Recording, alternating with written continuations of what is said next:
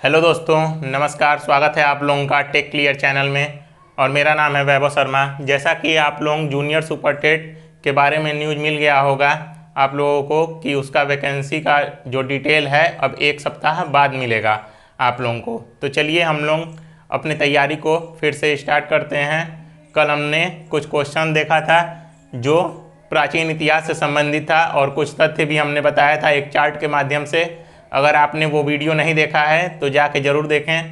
तो चलिए हम अपना पहला क्वेश्चन स्टार्ट करते हैं। पहला क्वेश्चन है आपके सामने, सिंधु घाटी के लोगों का व्यवसाय क्या था? पहला ऑप्शन है शिकार, दूसरा ऑप्शन है पशुपालन, तीसरा ऑप्शन है व्यापार, चौथा ऑप्शन है कृषि। तो सिंधु घाटी के लोगों का व्यवसाय क्या था? सिंधु घाटी के लोगों का व्यवसाय था व्यापार। Option 3 is right. सिंधु घाटी के लोग व्यापार अपना कैसे करते थे? तो आप लोगों को पता होना चाहिए कि उस समय रुपया तो चलता नहीं था, तो उस समय वस्तु विनिमय प्रणाली द्वारा सिंधु घाटी के लोग उस समय वस्तु विनिमय प्रणाली द्वारा व्यापार किया करते थे। वस्तु विनिमय क्या होता है? वस्तु विनिमय प्रणाली एक ऐसी प्रणाली थी जिसमें एक सामान को दूसरे को दिया जाता है और उससे उसके बदले दूसरा सामान लिया जाता है। तो वो कैसे होता था? अगर मान लीजिए कि आपके पास 1 किलो गेहूं है तो आप अपना 1 किलो गेहूं किसी को देंगे और उससे 1 किलो चावल उसके बदले में ले लेंगे। तो चलिए हम लोग दूसरे क्वेश्चन की ओर बढ़ते हैं। दूसरा क्वेश्चन है सिंधु घाटी सभ्यता का विस्तार क्षेत्र।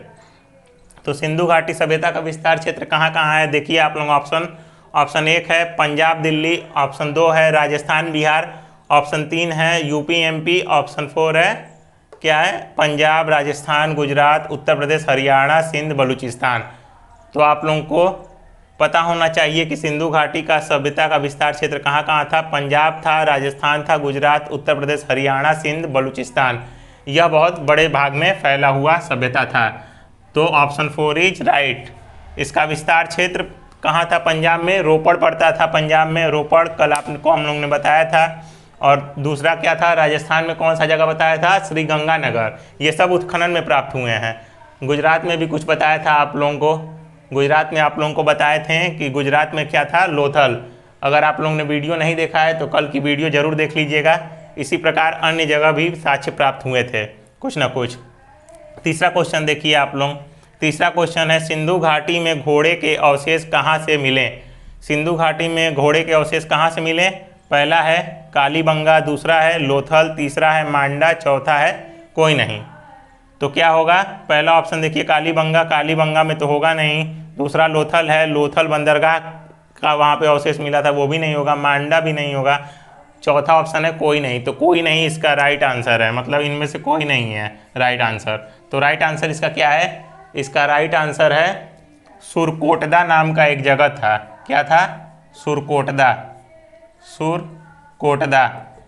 कोटदा यहीं पे मिला था घोड़े का अवशेष। तो चलिए अब हम लोग चौथे क्वेश्चन को देखते हैं। चौथा क्वेश्चन आपके सामने है, हड़प्पा समाज विभक्त था। हड़प्पा समाज कैसे कैसे भागों में विभक्त था? शिकारी, पुजारी, किसान, दूसरा है विद्वान, योद्धा, व्यापारी और श्रमिक, तीसरा है ब्राह्मण, क्षत्रिय, वैश्य, शूद्र, चौथा है राजा, पुरोहित, सैनिक। तो चौथा क्वेश्चन बताइए आप लोग। चौथा क्वेश्चन आप लोग शायद सोच लिए होंगे कौन सा होगा। चौथा क्वेश्चन का आंसर होगा ऑप्शन 2 इज राइट, विद्वान, योद्धा, व्यापारी और श्रमिक वर्ग। उस समय देखिए वर्ण व्यवस्था थी नहीं। वर्ण व्यवस्था किस समय आई? वर्ण व्यवस्था वैदिक काल में आई और ये सभ्यता बहुत ही प्राचीन थी। ये तो ईसा पूर्व 2500 साल आप लोगों ने बताया था कल हमने आपको कि हड़प्पा सभ्यता और सिंधु घाटी ये सब सभ्यताओं का विकास कब था? 2500 से 1750 ईसा पूर्व तक।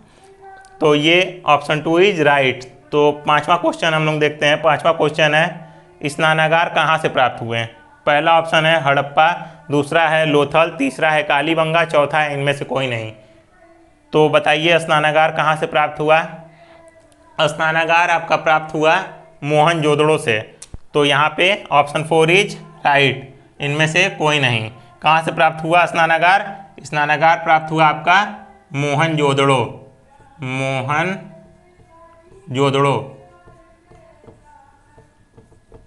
यहाँ से स्नानागार प्राप्त हुए। स्नानागार मोहनजोदड़ो से प्राप्त हुए सर्वप्रथम। ठीक, तो अब हम लोग 6 क्वेश्चन की ओर बढ़ेंगे। तो चलिए 6 क्वेश्चन हम आपके सामने अब रखने जा रहे हैं। तो चलिए दोस्तों, अब हम लोग 6वें क्वेश्चन को देखेंगे। 6वां क्वेश्चन कह रहा है सिंधु घाटी के लोगों के घर बने थे। सिंधु घाटी के लोगों के घर कैसे बने थे? पहला है ईंटों से, दूसरा है बांस से, तीसरा है पत्थर से, चौथा है गुफाओं में रहते थे। तो सिंधु घाटी के सभ्यता के लोगों के घर कैसे बने थे? आपको पता होगा कि सिंधु घाटी के जब सभ्यता की खुदाई हुई थी तो कुछ ईंटों के भी साक्ष्य मिले थे। आपको याद होगा कल हमने बताया था नक्काशीदार ईंटें भी मिली थी। तो कल की वीडियो को जाके आप लोग जरूर से देख लीजिएगा। तो सिंधु घाटी के लोग के घर किस तरह बने थे? ईंटों से बने थे। Option 1 is right. तो चलिए अब हम लोग 7वें नंबर क्वेश्चन को देखते हैं। 7वां नंबर क्वेश्चन है हड़प्पा की खोज किस सन में हुई? ऑप्शन 1 है 1921, ऑप्शन 2 है 1922, ऑप्शन 3 है 1931, ऑप्शन 4 है 1941। तो हड़प्पा की खोज किस सन में हुई थी? कल मैंने बताया था कि राखल दास बनर्जी ने हड़प्पा की खोज की थी और कितने सन में की थी? 1921 में राखल दास बनर्जी ने की थी। अब हम लोग क्वेश्चन नंबर 8 को देखेंगे। क्वेश्चन नंबर 8 है सिंधु का नखलिस्तान बाग हड़प्पा सभ्यता के किस पुरातन स्थल को कहा जाता है? तो सिंधु घाटी का नखलिस्तान कौन सा स्थल कहा जाता है इनमें से? ऑप्शन 1 है हड़प्पा, ऑप्शन 2 है लोथल, ऑप्शन 3 है मोहनजोदड़ो, ऑप्शन 4 है कालीबंगा। तो यहाँ पे option 3 is right, Mohenjodaro. Sindhu का नखलिस्तान था मोहनजोदड़ो। मोहनजोदड़ो का अर्थ क्या होता है? मोहनजोदड़ो का शाब्दिक अर्थ है मृतकों का टीला। यहाँ पे शवों को दफनाने के साक्ष्य मिले हैं। तो चलिए अब हम लोग 9वें क्वेश्चन को देखेंगे। 9वां क्वेश्चन है हड़प्पा सभ्यता के संपूर्ण क्षेत्र का आकार किस प्रकार था? हड़प्पा सभ्यता के संपूर्ण क्षेत्र का आकार किस प्रकार का था? पहला ऑप्शन है वर्गाकार, दूसरा है त्रिभुजाकार, तीसरा है आयताकार, चौथा है गोलाकार। तो सिंधु घाटी सभ्यता का आकार किस तरह था क्षेत्र का? तो उसका आकार था त्रिभुजाकार। त्रिभुजाकार आकार में सिंधु घाटी की सभ्यता फैली हुई थी। तो 10वां नंबर क्वेश्चन है दोस्तों हड़प्पा में हल से जोते गए खेत का साक्ष्य कहाँ से मिला? हड़प्पा में हल से जोते गए खेत का साक्ष्य कहाँ से मिला? तो जैसा कि कल हमने आपको बताया था कि जब खुदाई हुई थी तो कहाँ पे मिला था साक्ष्य? साक्ष्य मिला था उसका कालीबंगा में। तो ऑप्शन 3 इज राइट।